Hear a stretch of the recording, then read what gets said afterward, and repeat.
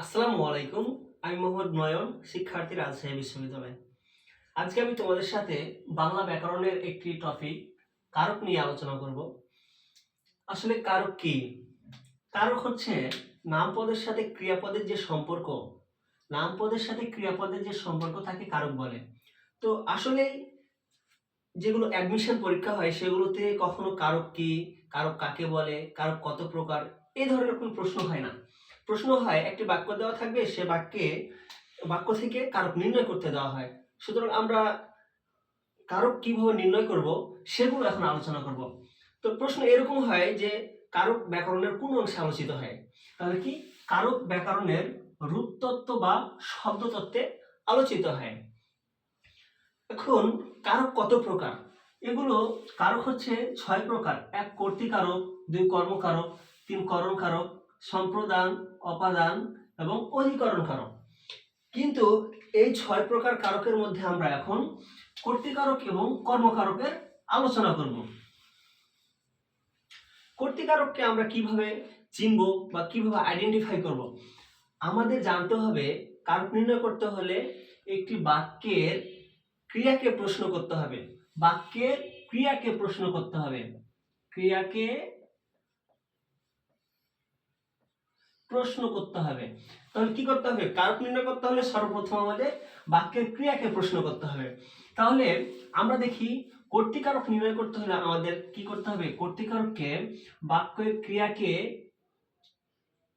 কে বা কারা দ্বারা প্রশ্ন করতে হবে।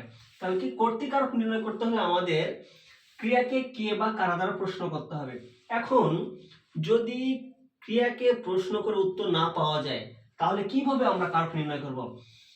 তাহলে আমাদেরকে দেখতে হবে ক্রিয়াকে যদি কে বা কারা দ্বারা প্রশ্ন করে উত্তর না পাওয়া যায় তাহলে এই কর্তৃকারকের কিছু স্বতন্ত্র বৈশিষ্ট্য রয়েছে, সেই বৈশিষ্ট্যগুলো আমাদের জানতে হবে।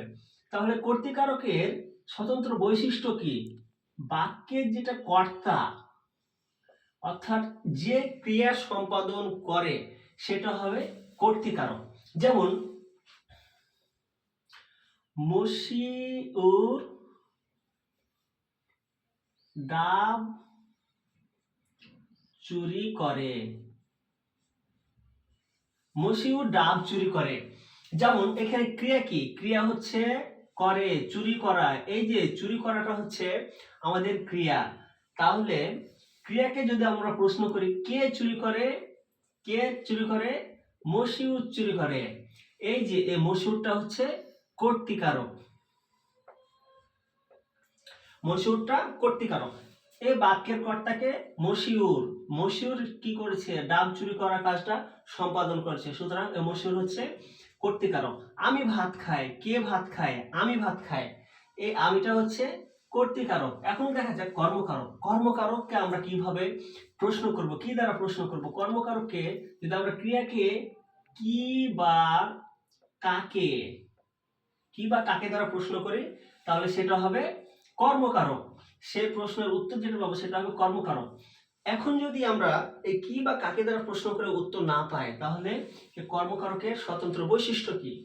ক্রিয়ার ফল, ক্রিয়ার ফল যার উপর পতিত হবে সেটা হবে কর্মকারক। তাহলে এখানে দেখা যাক মশিউর ডাব চুরি করে। কি চুরি করে? মশিউর কি চুরি করে? ডাব চুরি করে। এই ডাবটা হচ্ছে কর্মকারক। এই ক্রিয়ার ফল কিন্তু ডাবের উপর পতিত হচ্ছে, সুতরাং এটা কর্মকারক।